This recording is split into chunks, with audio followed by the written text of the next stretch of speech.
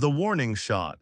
Commander Vance Blackwood stood alone on the observation deck of the EDF Retribution, Earth's most advanced warship.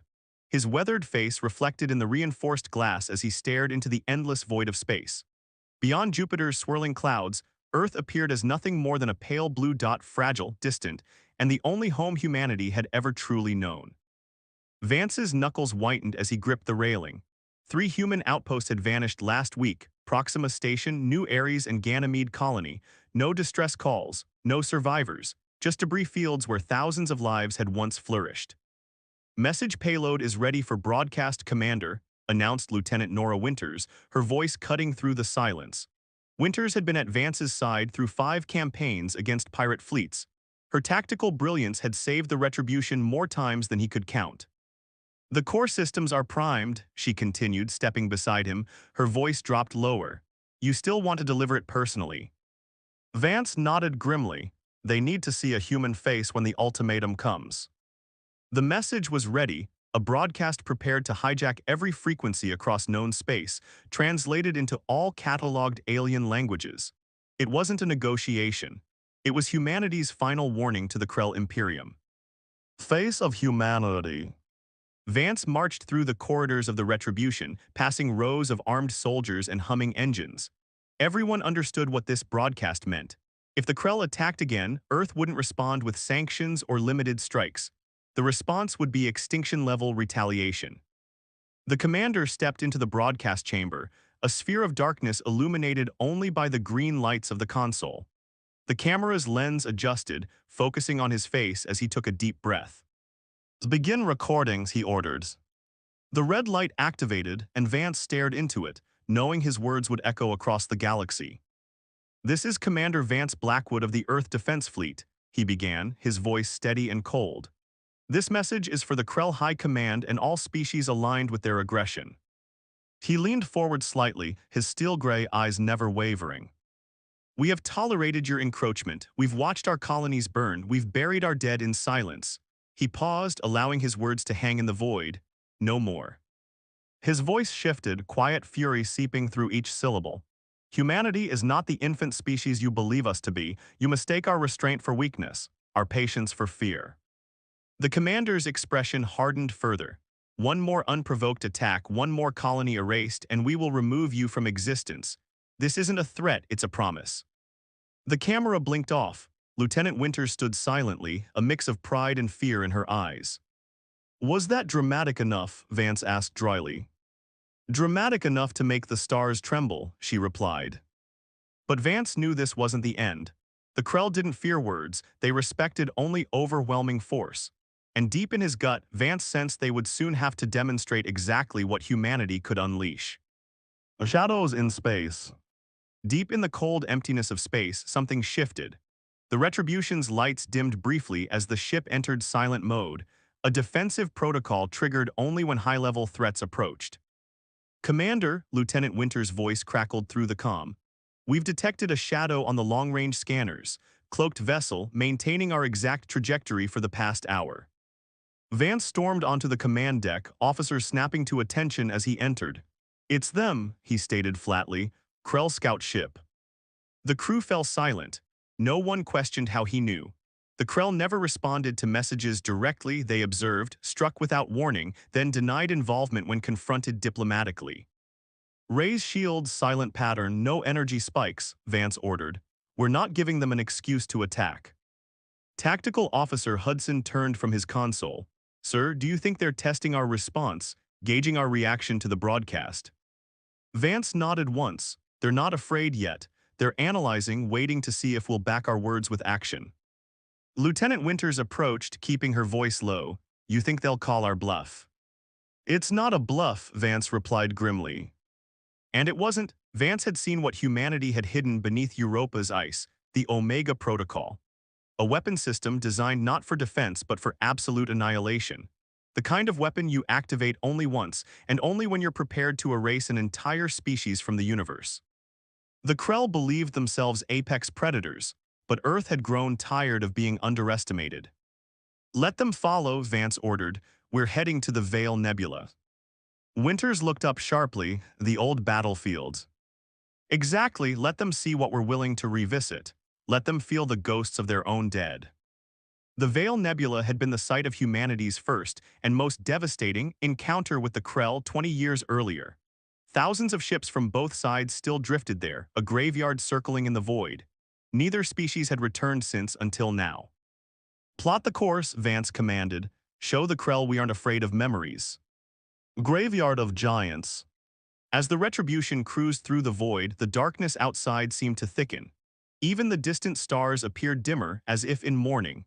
The ship broke into the outer perimeter of the Veil Nebula, and gasps echoed across the command deck. God, Winters whispered. Fields of broken ships stretched before them, human and Krell vessels twisted together in a frozen dance of destruction. Scorched metal, shattered hulls, and the occasional glimpse of remains still preserved in the vacuum. An Earth Defense Fleet flag drifted past, its colors faded but the emblem still visible. This wasn't just a battlefield, it was a tomb. Activate external cameras, Vance ordered. Make sure the Krell see this feed.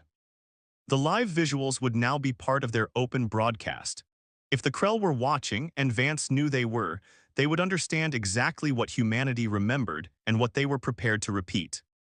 As the Retribution moved deeper into the wreckage, a strange sound began emanating from the communications array, static at first, then warped signals, and finally unmistakable sounds. Hudson's eyes widened. Sir, we're picking up something bizarre, not a language, more like a recording loop but distorted somehow. Vance stepped forward listening, his blood ran cold. Human screams, recorded cries from the First War, played back on an endless loop distorted by time and space. The Krell were sending their own message. Human screams, recorded cries from the First War, played back on an endless loop distorted by time and space. The Krell were sending their own message. They're trying to break us with our own memories, Vance said, his voice hardening. Hudson looked at him. Is it working? Vance turned away from the viewport, his hand balling into a fist. Fear doesn't live here anymore, but something else does. He faced his crew, issuing orders with deadly calm. Arm the EMP cannons, launch reconnaissance drones, prepare the Phoenix Protocol. Hudson stiffened. The Phoenix Protocol, sir, you're certain? Vance's voice became like granite. If they want to play games in the darkness, we'll show them that humanity owns the shadows now. First contact. Outside in the cold silence of space, the Krell vessel finally deactivated its cloaking system. The alien ship drifted into view, a sleek obsidian structure with blade-like wings that seemed to absorb rather than reflect light. It appeared almost elegant, like a predator confident enough to show itself. Enemy vessel has assumed passive stance, Hudson reported, fingers flying over the control panel. No weapons lock, no transmissions, they're just watching. Vance narrowed his eyes. They want to see if we'll flinch, let's show them what we've become. He tapped his wrist console. Initiate Phoenix Protocol, blackout mode, prep the drones for ghost assault. Winters turned, surprised. We're activating Phoenix this early in the confrontation. Yes, Vance replied, we're not here to fight, we're here to haunt. The Phoenix Protocol wasn't about brute force. It was psychological warfare developed during humanity's darkest hours of the first Krell conflict. It weaponized fear itself. Within minutes, the space around the Retribution transformed. Dozens of phantom vessels shimmered into existence, holograms crafted from battle records. The Krell would see the ghosts of their past defeats, their own destroyed ships now seemingly revived and hunting them. Contact established, Winters reported, her voice sharp with tension. The Krell vessel has deployed countermeasures. They're attempting to scan through our phantoms. Vance allowed himself a cold smile. Good, let them waste their energy chasing shadows. Then came the sound no one wanted to hear, a low-pitched alarm that vibrated through the command deck. Commander, Hudson shouted, they've locked weapons on us. Graviton cannons charging, this isn't a drill, they're escalating. Vance didn't hesitate. Turn us to face them, power weapons but hold fire, let them see we're not afraid to stare death in the face. The Retribution pivoted silently, engines humming as the massive warship aimed directly at the Krell vessel. Through the viewport, Vance could see the enemy ship glowing brighter, energy gathering along its hull. One wrong move and this confrontation would become a slaughter. But Vance hadn't come to bluff. Open a channel, he ordered. Visual only, no translation software. I want them to hear my voice exactly as it is. A soft beep and a red light indicated the connection was live.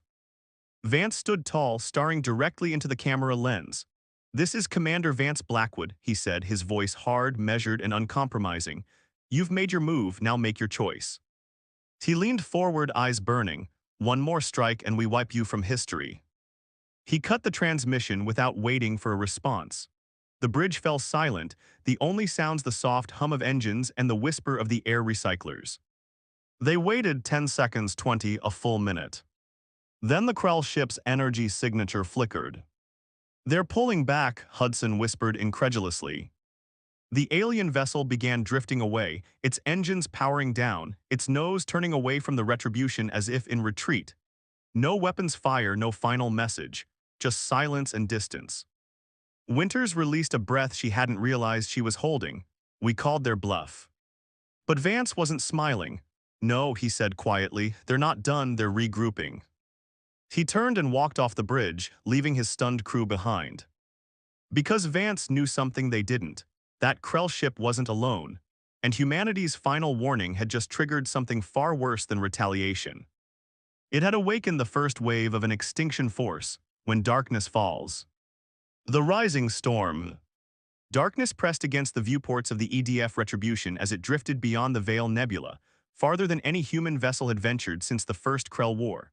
The Phantom Fleet still shimmered faintly behind them, holographic ghosts haunting the battlefield of old. Commander Vance Blackwood stood alone in his quarters, studying the tactical display where blinking red dots had begun appearing along the outer rim of the system. 14 signatures, now 15, all converging on a single vector straight toward the Retribution. These weren't scout vessels or diplomatic cruisers. Each ship carried the distinct thermal pattern of a Nova-class reactor, engines used exclusively by the Krell's elite armada. Massive, silent, relentless. Vance didn't need further confirmation of their intent. The Krell would strike hard, eliminate the messenger, then vanish, erasing all evidence that humanity's final warning had ever been delivered. He activated the shipwide comm. "Bridge, this is Blackwood. Begin silent jump to the coordinates I'm transmitting. Full cloak protocol. Keep running lights disabled. We're going invisible." Lieutenant Winter's response came back immediately. "Copy that, Commander," spinning up the drive core. The Retribution shuddered gently as the quantum displacement engines began their low hum. Unlike conventional FTL travel, silent jumps weren't instantaneous. They required time, moving the vessel through fold space gradually, nearly undetectable to standard scanners. It was a calculated risk. Either they'd disappear completely or become vulnerable if spotted during the transition phase. Vance stared at the tactical display again, focusing on the lead Krell vessel. A Nemesis-class destroyer, the same type that had obliterated Ganymede colony. He remembered the transmission feed: silence, then blinding light, then screams. The final image before signal loss had been a young engineer, barely out of training, shielding a child as the atmosphere vented around them. The Krell didn't simply want victory, they wanted to break humanity's spirit. The intercom chimed. "Commander," Hudson's voice carried tension even through the speaker. "We've detected an anomaly, power signatures emanating from the debris field. One of our destroyed vessels is activating." Vance froze. "That's impossible. Those ships have been dead for 2 decades. "We know, sir, but the readings are clear. Hull integrity stabilizing, weapon systems charging. Something or someone is reanimating them." The dead rise. Vance sprinted to the observation deck. The stars blurred as the Retribution's silent jump began, but on the tactical overlay, something horrifying was unfolding. The EDF Resolute, a heavy cruiser destroyed in the First War, now pulsed with energy. Then a second vessel lit up. Then a third. Dozens of human ships, long considered tombs, sparked to life as if answering some terrible summons. But they weren't broadcasting human signatures. They spoke in Krell frequencies. "My God," Winters whispered, standing beside him. "They've found a way to resurrect our dead fleet. They're controlling our own ships." "No," Vance growled, fists clenching at his sides. "They're desecrating them." Each reanimated vessel still flew Earth's flag, but broadcast Krell identification codes. It was psychological warfare elevated to obscenity, a violation of humanity's most sacred losses. "They're sending a message," Hudson said grimly. They're telling us that even our history belongs to them now. Vance's expression hardened to stone. Then we take it back, all of it. He turned to his officers. Begin system override protocols, launch virus drones. I want every hijacked hull disabled immediately. If any resist, vaporize them. Sir, Winters said cautiously, these are our vessels.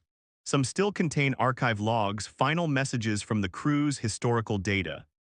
They're not ours anymore, Vance cut her off. Not while they're in Krell hands. The Retribution's weapons bay opened, releasing a swarm of sleek black drones programmed with specialized countermeasures, digital exorcists built to purge alien control software. Some of the reanimated ships flickered and died instantly as the virus took hold. Others fought back. The Indomitable, once Earth's finest battleship, lost with all hands during the war's decisive engagement, turned its weapons toward the Retribution. Its guns still bore the Earth Defense Fleet insignia, but they now charged with Krell energy signatures. Fire, Vance ordered, his voice cold. Twin beams of quantum-tipped plasma lanced across space, slicing through the Indomitable's hull. The explosion was silent, but every crew member on the bridge felt it in their souls. Humanity had just destroyed its own dead. The darker truths.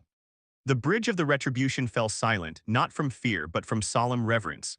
On the main display, the remains of the Indomitable drifted apart in two glowing halves, cooling in the void. No one spoke. Even Winter's fingers moved with deliberate slowness over her console, as if sudden movements would dishonor the moment. Vance stood at the viewport, watching the wreckage. As a cadet, he had studied the Indomitable's last stand, how it had protected a civilian evacuation fleet despite being outnumbered 15-1 during the Battle of Sirius. Its final transmission had become required reading at the Academy. While Earth draws breath, we stand our ground. And now Vance had ordered its second death. Hudson finally broke the silence.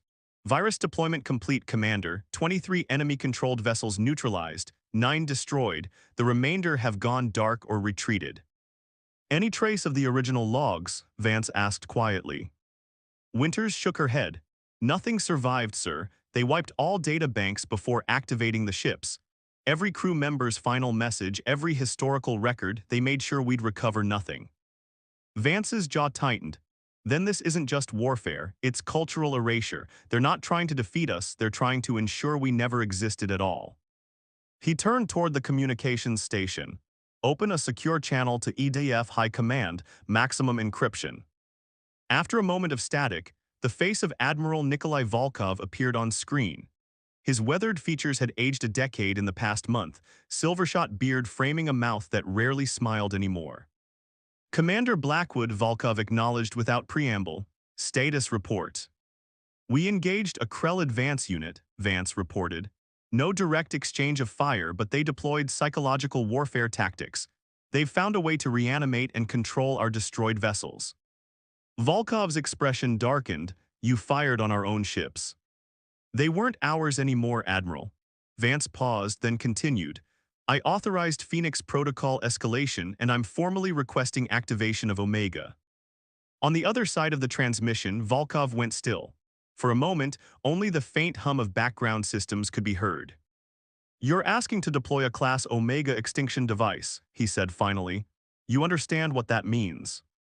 Vance nodded once. I do, so do the Krell. Their main fleet is mobilizing 15 capital ships, likely more we can't detect. They're not coming to negotiate, they're coming to erase. Us, Volkov finished the thought. The Admiral closed his eyes briefly, and when he opened them, something had changed, as if the last ember of hope had finally been extinguished. Authorization granted. Omega Protocol is now active. EDF Harbinger is en route with the package. ETA 28 hours. Volkov's gaze hardened. It's in your hands now, Commander. The transmission ended. Vance remained motionless for a moment, feeling the weight of what had just been authorized. Omega Protocol, Hudson whispered. That's not a bluff, is it? No, Vance answered quietly, it's not. Project Omega wasn't merely a weapon, it was humanity's final solution. Not a bomb, not a virus, but something far worse. A quantum eraser designed to unravel reality at its most fundamental level. It wouldn't just destroy the Krell, it would erase any evidence they had ever existed. Languages, architecture, entire planetary ecosystems, gone in an instant with not even memory particles remaining. For the first time in human history, the ultimate deterrent had been authorized for use. Lieutenant Winters looked shaken. If we deploy Omega, we become the very monsters they claim we are. Vance turned to her, his voice soft but unyielding. No, we become what we must to survive. Outside, the stars began to dim as the Retribution completed its silent jump, vanishing from known space as the countdown to extinction began. The unexpected alliance. The Retribution hovered in the shadow of a nameless gas giant at the edge of charted space, running on minimal power. 18 hours had passed since the authorization of Omega Protocol. The Harbinger would arrive in 10 hours with the quantum eraser, and the course of galactic history would change forever. Commander Vance stood in the conference room, staring at holographic displays showing the advancing Krell armada. Their formation had changed. Instead of a direct assault vector, they had spread across 3 approach corridors, pushing forward with methodical precision. They're searching for us, Hudson noted. Grid pattern, they know we've gone silent. And they know what we're capable of, Winters added. They wouldn't commit this many resources unless they understood exactly what's at stake. Vance was about to respond when the ship's proximity alarm sounded, not the blaring warning of imminent attack, but the softer alert of an approaching vessel. Single ship, Hudson reported, small, no weapons signature. His eyes widened. Sir, it's broadcasting on our encrypted frequency. Impossible, Winters said. Those codes change every 6 hours. Vance straightened on screen. The holographic display shifted, showing a sleek vessel unlike any Krell design they'd seen before. It had the organic curves of Krell technology but lacked the predatory silhouette of their warships. They're transmitting a message, Hudson said, audio and visual in English. Vance hesitated, then nodded. Let's hear it. The display flickered, and a figure appeared, unmistakably Krell, with scaled skin the color of burnished copper and the characteristic split-pupil eyes of their species. Yet instead of the ceremonial armor worn by Krell commanders, this one wore simple garments without insignia.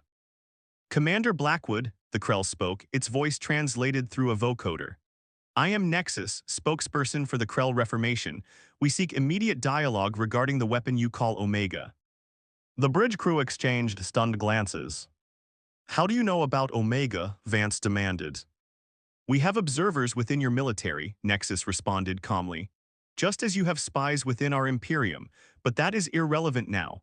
What matters is that we understand what Omega will do not just to my people, but to the fabric of spacetime itself. Vance's eyes narrowed. Why should I trust anything you say? Because, Nexus replied, I am here to tell you that the High Command does not speak for all Krell, and to warn you that they are not what you think they are. The truth revealed. 6 hours later, Nexus stood in the Retribution's secure chamber, surrounded by armed guards. The Krell representative had submitted to weapons scans, DNA verification, and every security protocol Vance could implement. Now the commander faced the alien across a simple table, searching for deception in those inhuman eyes. You claim the Krell High Command is pursuing cultural erasure, Vance said. Yet your people have been systematically destroying our outposts for years. Not my people, Nexus corrected. The High Command and those loyal to them. The Reformation has been fighting against this policy since it began. A convenient claim, Winters said from her position by the door. Why should we believe your faction exists at all? In response, Nexus placed a crystalline data core on the table. It projected a holographic display showing Krell vessels firing on other Krell ships. Civil war, Nexus said simply. Raging for 3 of your years now, the High Command calls us traitors. We call ourselves the last true Krell. Vance studied the footage. If what you're saying is true, why attack humans at all? Why provoke us? Because, Nexus said, the High Command isn't trying to conquer humanity. They're trying to provoke you into using Omega. Silence fell over the room. That makes no sense, Hudson said finally. Why would they want us to deploy a weapon that would erase their existence? Nexus's alien features formed what might have been a grim smile. Because the High Command aren't Krell anymore, not truly. They've been compromised by something else, something ancient that exists between dimensions, something that feeds on quantum erasure events. The Krell touched the data core again, and the hologram shifted to show bizarre readings from deep space, patterns that defied conventional physics. We call them the Void Eaters, Nexus continued. They cannot enter our reality fully unless invited by a quantum-level disruption. The High Command made contact with them decades ago and have been serving as their vessels ever since. Vance's mind raced, assembling the pieces. You're saying if we deploy Omega, you create exactly the kind of reality fracture they need to enter your dimension fully, Nexus finished. The High Command sacrifices the Krell species, yes, but they believe they will ascend, become part of something greater. The alien's voice lowered. They are wrong, they will simply be consumed first. The final choice. The bridge of the Retribution hummed with tension as officers processed Nexus's revelation. The tactical display showed the Harbinger now just 3 hours away, carrying the Omega device, humanity's salvation and potentially the galaxy's doom. Vance stood at the center of it all, the weight of 2 civilizations on his shoulders. If what you're saying is true, he said to Nexus, then we need to destroy Omega, not deploy it. More than that, the Krell responded. We need to unite against the High Command. My forces are positioned to strike at their flagship, but we cannot succeed alone. Lieutenant Winters stepped forward. Commander, with respect, this could all be an elaborate deception, the perfect lie to prevent us from using our ultimate weapon. Vance nodded. It could be. He turned to Hudson. What do the sensor readings show from Nexus's data core? Hudson looked uncomfortable. The anomalies are real, sir, energy patterns that violate known physics. Something is out there, existing partially in our dimension and partially elsewhere. Vance's gaze returned to Nexus. You're asking us to trust the very species that has been slaughtering our people. No, Nexus replied. I'm asking you to recognize that both our peoples are being manipulated into mutual destruction. The High Command wants annihilation, either yours through conventional warfare or everyone's through Omega. A profound silence fell over the bridge. Finally, Vance made his decision. Contact Admiral Volkov, priority override, and signal the Harbinger to maintain position until further orders. He turned to face his crew. If we're wrong about this, humanity may lose its best chance for survival. But if we're right, deploying Omega would hand victory to something far worse than the Krell. Vance extended his hand toward Nexus, a gesture no human had ever offered a Krell before. Today we make a choice, he said. Not between humans and Krell, but between existence and oblivion. Nexus regarded the hand for a moment, then clasped it with scaled fingers. Together, then. Outside the viewports, stars gleamed in the darkness, not dimming now, but shining defiantly against the void that threatened to consume them all. The Retribution's engines hummed to life as humanity and its former enemy prepared to face a threat beyond both their understandings. Not with extinction-level weapons, but with something the Void Eaters could never comprehend. Alliance.